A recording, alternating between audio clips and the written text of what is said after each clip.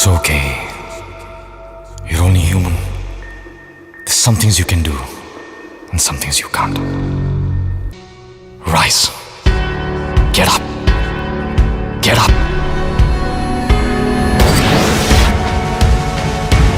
Move. Your best is one step away.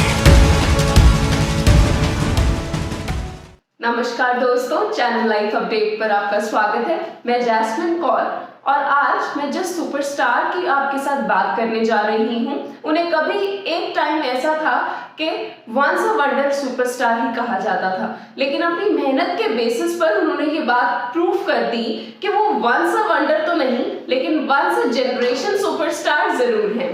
जी हाँ, मैं बात कर रही हूँ ऋतिक रोशन की। ऋतिक रोशन का आज 48th बर्थडे है और अपने 48th बर्थडे के मौके पर उन्होंने अपने सारे चाहने वालों को अपने नई फिल्म के पोस्टर लुक के साथ सरप्राइज किया है। खैर, अगर इनकी बात की जाए तो 10 जनवरी 1974 को इनका जन्म हुआ था। इनके पिता का नाम राकेश रोशन और माता पिंकी रोशन है। इनके नाना जी जय ओम प्रकाश एक फिल्मी बैकग्राउंड से हैं। ये बहुत ही नामी बॉलीवुड के प्रोड्यूसर और डायरेक्टर थे। इनके पिता राकेश रोशन जहां एक बहुत अच्छे डायरेक्टर रह चुके हैं, उसके साथ साथ काफी बॉलीवुड फिल्मों में एज एन एक्टर भी काम कर चुके हैं। इनके चाचा राजेश रोशन बॉलीवुड के काफी नामी म्यूजिक कंपोजर भी हैं। इतनी अच्छी स्टार बॉलीवुड फैमिली से बिलोंग करने के बावजूद भी ऋतिक कभी भी अपनी पर्सनालिटी पर कॉन्फिडेंट नहीं थे।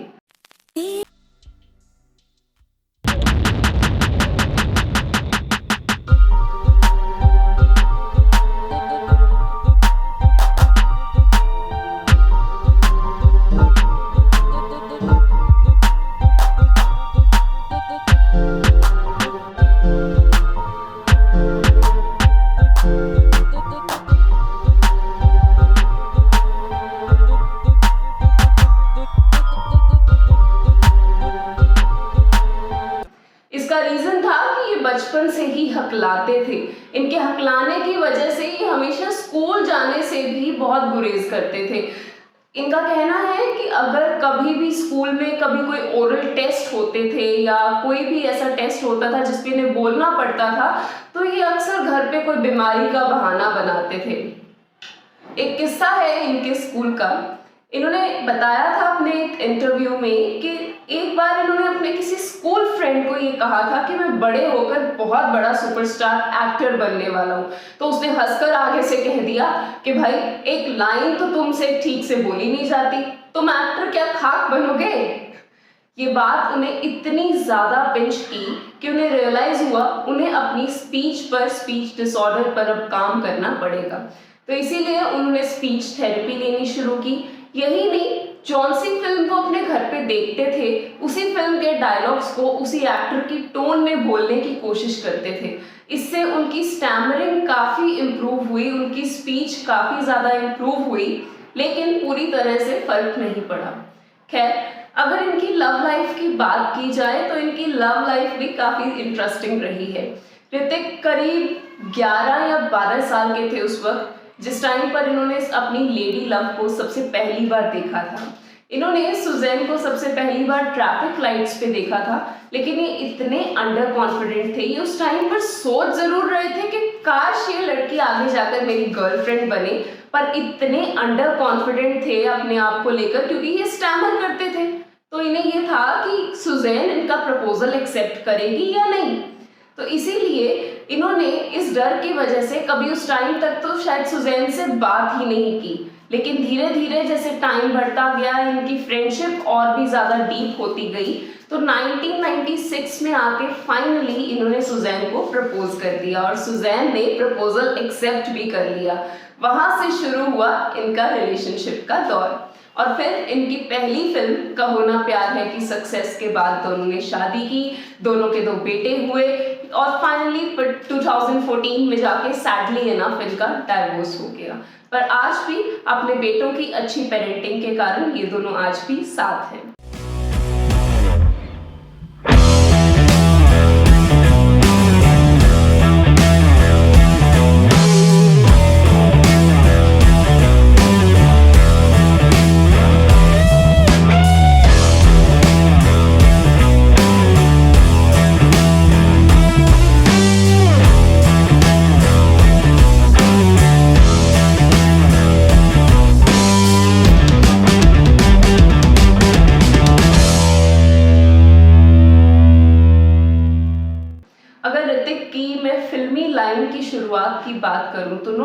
आज उनको करीब 20-22 साल हो चुके हैं इस इंडस्ट्री में, और आज की डेट में अपने 48th बर्थडे पर उन्होंने जो विक्रम बेदा की फर्स्ट लुक के साथ हम सबको सरप्राइज किया है। लेकिन शुरुआती दौर में उनके पिताजी कभी नहीं चाहते थे कि वो इस लाइन में आए। उसके बहुत सारे रीजंस थे। पहला तो ये कि खुद राकेश रोशन की उस टाइम की फिल्में नहीं चल रही थी। दूसरा ये कि राकेश मानते थे कि ऋतिक को एक्टिंग आती ही नहीं है और इनकी कोई हीरो वाली लुक्स भी नहीं है, तो इसीलिए वो कभी नहीं चाहते थे कि ऋतिक इस लाइन में आए। लेकिन ऋतिक ने अपने पिताजी को शुरू से इस बात पे कन्विंस किया कि एक मौका वो उन्हें जरूर देकर देखें। यही रीजन है कि अपनी फिल्म किंग अंकल में उन्होंने ऋतिक को असिस्ट करने का एक मौका दिया था।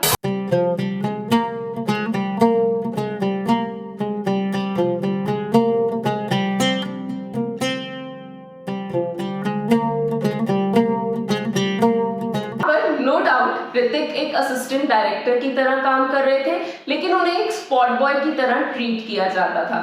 ऋतिक का कहना है कि उनके पिताजी ने ऐसा इसलिए किया था कि शायद वो देखना चाहते थे कि 19 वर्ष के ऋतिक ये फिल्म लाइन के प्रेशर को हैंडल कर पाते हैं या नहीं। लेकिन उन्होंने अपनी रिस्पॉन्सिबिलिटीज को बहुत अच्छे तरह से निभाया था, और यही वजह है कि उसके बाद बहुत सारी फिल्मों में उन्होंने अपने पिताजी को असिस्ट किया, जैसे कि कोयला, करण अर्जुन, इन सब फिल्म्स की मेकिंग भी उन्होंने की। और इसी वजह से शायद कहो ना प्यार है में उन्हें एज अ लीड कास्ट किया गया। अगर मैं इस फिल्म की बात करूं तो कहो ना प्यार है शायद राकेश रोशन के लिए एक बहुत ही बड़ा चैलेंज था, क्योंकि जो दोनों लीड पेयर्स थे ऋतिक और अमीषा दोनों ही नए थे, दोनों को ही कोई पीछे से फैन फॉलोइंग नहीं थी, दोनों के कोई नोन फेसेस नहीं थे। लेकिन फिर भी एक डबल रोल के साथ ऋतिक ने इस फिल्म को बहुत बखूबी निभाया और रातों रात ऋतिक स्टार बन गए थे।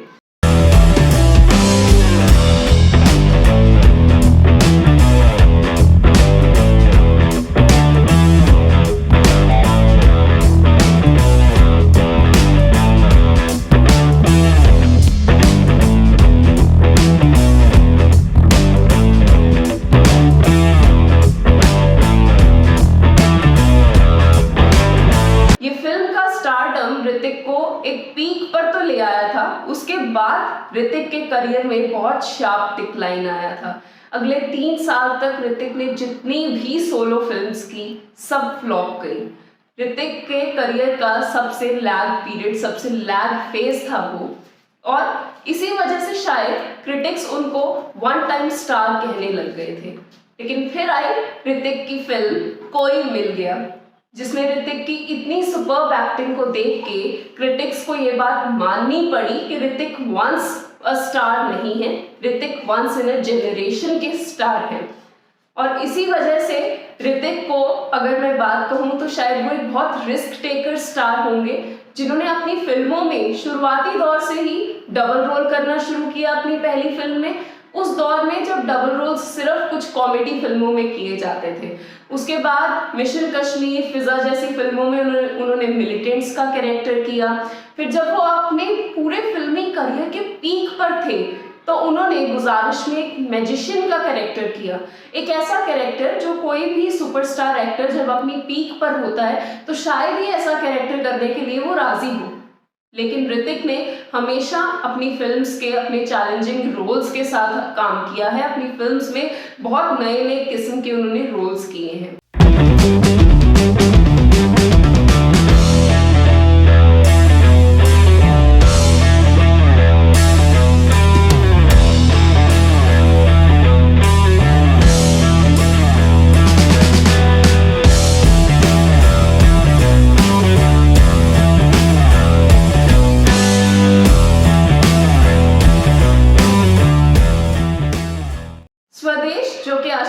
ग्वारिकर की डायरेक्टेड फिल्म थी। सबसे पहले इसमें आमिर को कास्ट करने की बात की गई थी, लेकिन आमिर खान ने इस रोल को रिजेक्ट किया, तो उन्हें लगा कि शायद ऋतिक इस रोल में परफेक्ट फिट है। ऋतिक ने जैसे ही फिल्म की स्टोरी सुनी, उन्हें इसमें कुछ खास नहीं लगा तो उन्होंने भी इस फिल्म को रिजेक्ट कर दिया। लेकिन बाद में जब उन्होंने ये फिल्म देखी तो उन्हें ज़रूर इस बात का पछतावा हुआ कि उन्होंने इसे रिजेक्ट क्यों किया था।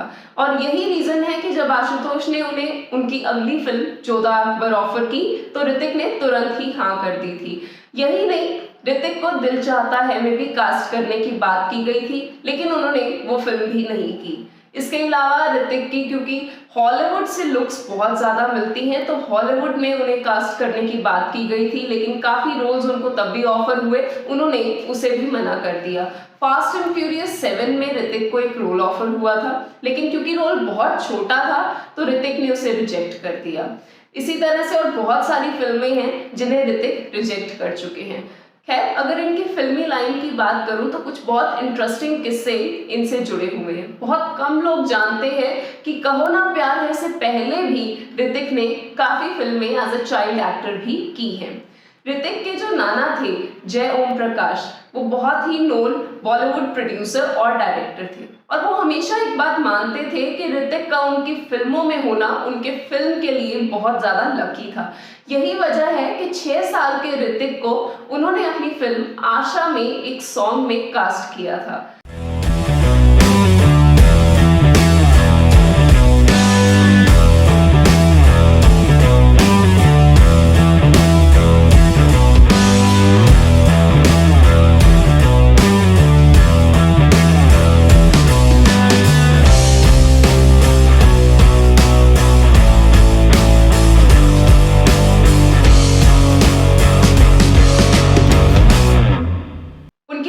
डायलॉग डिलीवरी जिस फिल्म में उन्होंने की थी वो उनके नाना की फिल्म भगवान दादा थी। यही रीजन है ऋतिक शुरू से फिल्मों से जुड़े रहे, उनका शुरू से इसी लाइन से इंटरेस्ट बना रहा और आज ऋतिक हम सब के दिलों में सुपरस्टार है।